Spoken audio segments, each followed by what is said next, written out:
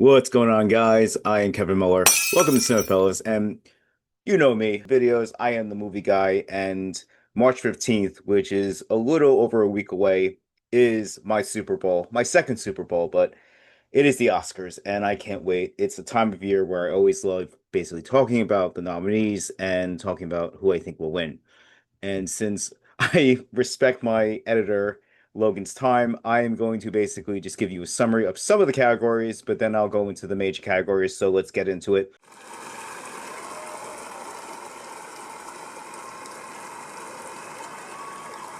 I am going to be talking about first K-pop Demon Hunters. K-pop Demon Hunters, I think, will take best song and best animated film. The thing is popular. Every single person that I know with children, all the children love it. They're wearing the clothes, they're wearing the hats, everything, and they're listening to the songs, they're dancing, learning everything. So that's a sure bet, I think. Then the International Film Prize. It's a good year. You know, Sentimental Value and The Secret Agent are both nominated for Best Picture. But in the end, I think it will be for international film. The movie It Was Just an Accident, which is a very good movie. I really enjoyed that one, mainly because of what's going on in the world. And Jafar Panani, who wrote and directed it, is kind of a rebel. And making this film was a risk, and he was wanted for making this film because it made the Iraqi government look very bad. So look out for his win, which I think will happen. With Sinners, before I get into the other categories in a little more detail, I think Sinners is going to take sound. I think Sinners is going to take production design, makeup, costumes, visual effects. And yeah, I don't think Avatar is going to win visual effects this year. I think Sinners is going to sweep technical. And oh, side note, with makeup, there was a movie called The Ugly Stepsister that is nominated, and I am happy because that movie was insane. If you have not seen it, please do. It is an interesting twist on the Cinderella tale. Okay, so now I'm gonna go to a little more explanation on the next categories. We have best casting. This is the first year that this category is being brought out, and we have for Hammett, Marty Supreme, One Battle After Another, The Secret Agent, and Sinners. And in the end, again, I think Sinners and the casting director, I'm sorry for that, is Francine Maisler, Delroy Lindo, Michael B. Jordan. You know, you've seen the movie, you know the cast, and I think this is going to win for best casting. Next, we got best score.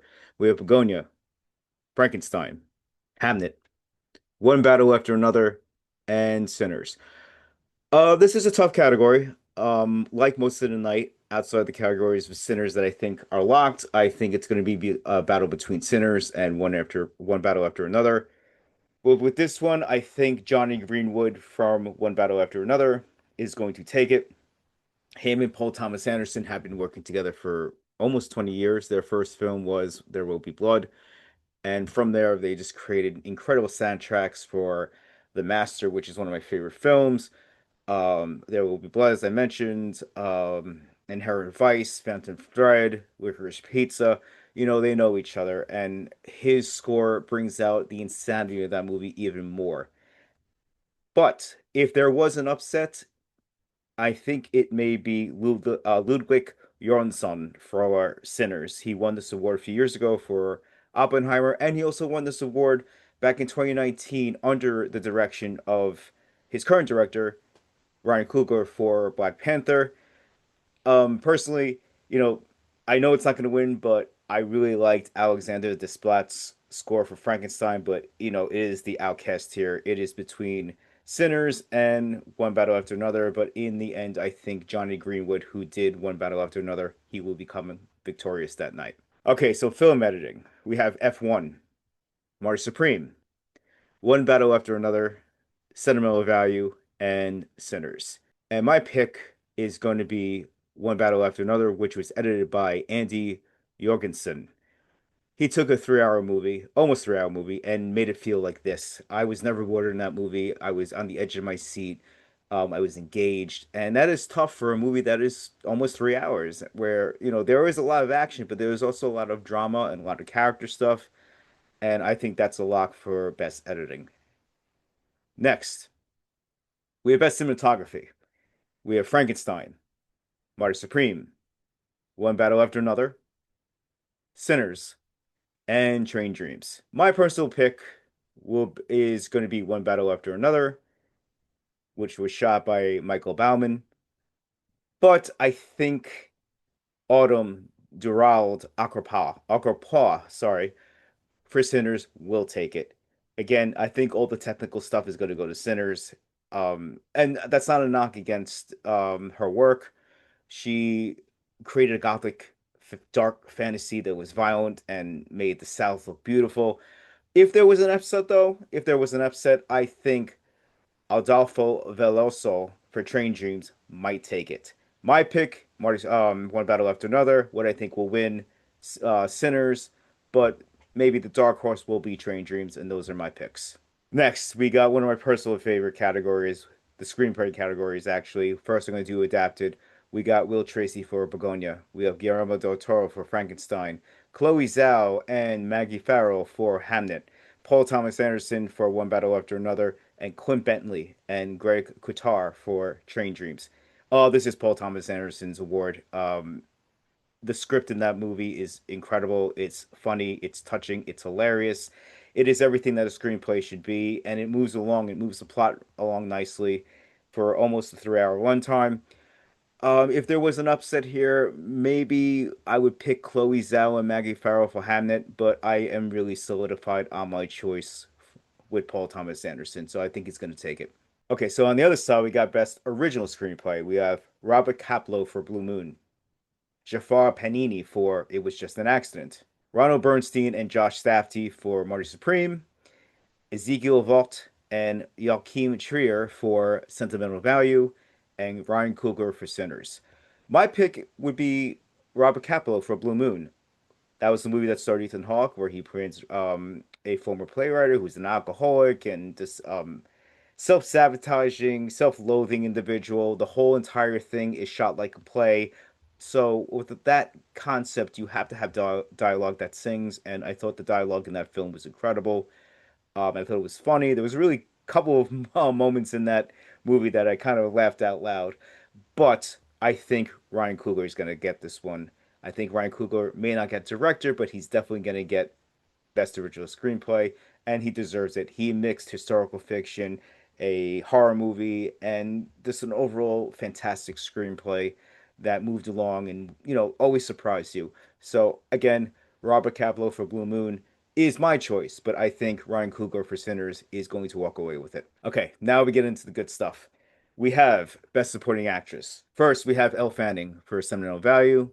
Then we have Inga Ipsdottir Lilas for Sentimental Value also.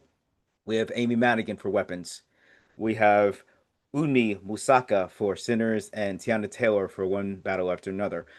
This is crazy because I just want to say that I remember seeing Elle Fanning as a child in Daddy Daycare, and it is crazy that she is an adult actress now. She is serious, and she is damn good in that movie, but she's not winning this one. What I think will happen is Tiana Taylor will get it. She is basically killing it besides SAG because Amy Madigan, who was my choice, won SAG, but I think they're going to give it to Tiana Taylor. But as I just said, I loved Aunt Gladys in Weapons. I thought Amy Madigan created such a memorable and fantastic villain.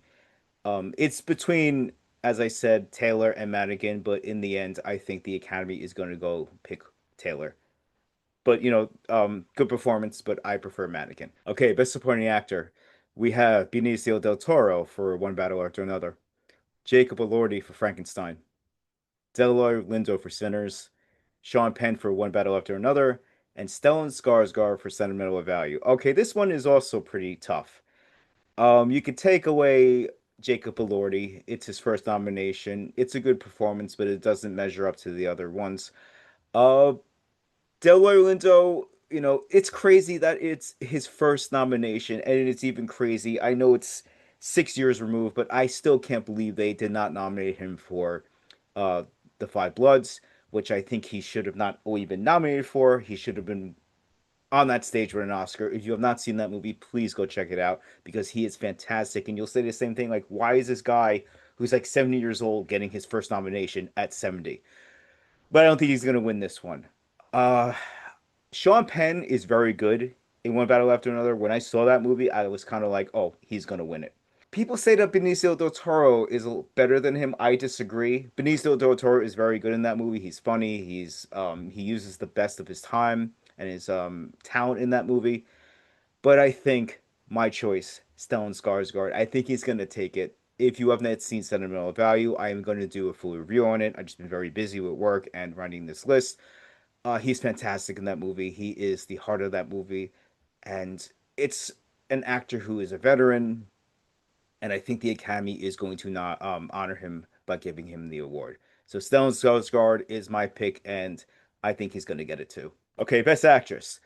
We have Jessie Buckley for Hamnet, Rose Byrne for If I Had Legs I'd Kick You, Kate Hudson for Song Sung Blue, Renesev, I'm sorry if I killed your name, for Sentimental Value, and Emma Stone for Begonia. Yeah, this is Buckley's. Yeah, Buckley's gonna win this. It's just she's winning everything for it.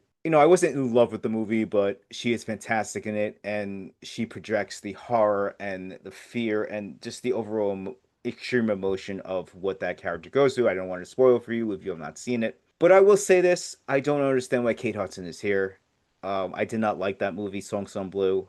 If I had to replace someone in her spot, I would probably put Jennifer Lawrence for Dime I Love. She was incredible in that movie, but it was a little too weird. But I just don't see what Kate Hudson did with that role that was so great. It wasn't a bad performance, but I guess it's the best thing in a bad movie.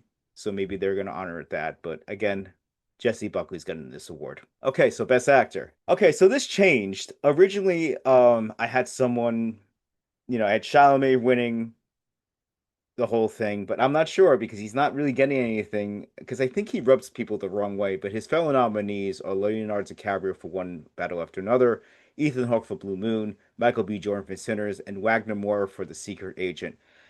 This is tough. This is tough because you saw Michael B. Jordan, he won SAG, and it's a great performance. I forgot who was on Kelly Clarkson's show, and they said that he was so different. The way he walked, the way he carried himself, the way he talked, as those two twins. Personally, I would choose Ethan Hawke because, as I keep saying, with Blue Moon, it's a stage play, and he is on screen the entire time. He is doing a performance where he's supposed to be 5 feet. I think he's like 5'9", 5'10". So he carries himself in a different way, and I bought it. DiCaprio could get it. DiCaprio could get it. I liked his performance better in One Battle After Another than I did in the movie that he won for about 10 years ago, called It Reverend. Wagner Moore, that is basically the nomination is the win. Put this guy in movies, put this guy in everything. This guy is a fantastic actor and he should be in more stuff. So I hope this nomination gets him more roles in Hollywood. I don't know, I'm impressed with this one. As I said, Ethan Hawke is my choice, but I think if they really want to make a statement, I think they may choose Michael B. Jordan, but maybe they'll go with DiCaprio. God, I don't know. I'm gonna go, I'm running off the high of Michael B. Jordan winning the SAG, so maybe, yeah, I think they're gonna give Michael B. Jordan the award. Again, that's what I think they'll give it. Personally, I think Ethan Hawke deserves it, but either way, these five performances were fantastic. Okay, Best Director: Chloe Zhao for Hamnet, Josh Safdie for Martyr Supreme, Paul Thomas Anderson for One Battle After Another, Joaquin Trier for Sentimental Value, and Ryan Coogler for Sinners. This is the year. He's been in the business for 30 years. Paul Thomas Anderson. When I started watching movies, like he was very early on in my movie watching life, he was a director that had just dropped. He had Hard Eight and Boogie Nights, and I'm like, this guy is awesome. This guy is cool, and like I followed his career, and he has been at the top of my list for I think 2 years in a row. Yeah, maybe two or one. I know for The Master for certain. I love The Master. You've not seen The Master, please see it. And he may be, up pretty high again. I still have a lot of movies to watch in 2025, but One Battle After Another is a beast of a film. He was given $150 million, something that he has never gotten. He's an independent, small-time director. and he made the best of it. And you if you've seen the movie, you know what he's done. He that whole sequence when with the chase with the hills, fantastic filmmaking. Sean, getting performances out of Sean Penn, Chase Affinity, just everyone in that movie. Everyone was fantastic. Everything about that movie is pro, and I think Paul Thomas Anderson is finally going to get his due and be up there on the big stage. Finally, we have Best Picture. Begonia, F1, Frankenstein, Hamnet, Marty Supreme, One Battle After Another, The Secret Agent, Sentimental Value, Sinners, and Train Dreams. Pretty damn good list. People say 2025 was pretty weak. I disagree. I'm just going to knock these off one by one since this is the last category. Okay. Begonia. I liked Begonia, but too weird. F1. Commercial success. Fine film. Great adventure. Like quality to it. No, not happening. Frankenstein. Just the fact that Guillermo del Toro's passion project, one of the things that made him want to become a filmmaker, is up here. In my opinion, is the win, but it's not going to happen. Hamnet, maybe. I can see Hamnet being like a Crash or a Shakespeare in Love, and maybe pulling the rug underneath the two top choices, which I think but I'll save it for later on in this explanation. I can see it maybe winning because it is everything that the Academy loves. It's a Shakespearean adaptation, kind of. It's a twist on the story.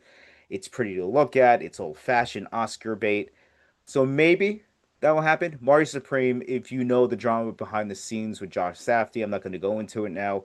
I think Marty Supreme is going to walk away with nothing on Oscar night. I could be wrong. Chalamet may sneak a win, but I don't think it's going to get anything at the Oscars. The Secret Agent. Again, I liked it. I didn't love it. But I don't think it's going to win. I think it has a higher chance of getting international, even though I said it was just an accident, is going to win it. That is maybe more of a possibility than it winning here. Sentimental Value, I love that film. I'm going to review it again. Give me a chance, I will review it. But no, it's too small, it's too indie. Train Dreams, again, good film, very good film, but not on the quality of, the other two I'm going to mention. This one is, again, it's going to be a battle between One Battle After Another and Sinners. The Academy will either grant Sinners the award because it's a popular film, it's a very well made film. I love that movie. Both these movies, One Battle After Another and Sinners, are movies that I love. There are movies that are currently on my top of the year. Again, I have a lot of stuff to watch still, but whatever movie is lurking on that list that may take it away is going to have to be really good to unseat those two. And I'm going to have to watch those two again. That's how good both of those films are. But in the end, I think One Battle After Another is going to win Best Picture. It is a movie of the time. It's about rebellion against the government. And, considering the climate we are currently in politically, I'm not going to go into it. I think One Battle After Another is going to win. But I will not be mad if Sinners wins. Sinners is a fantastic film.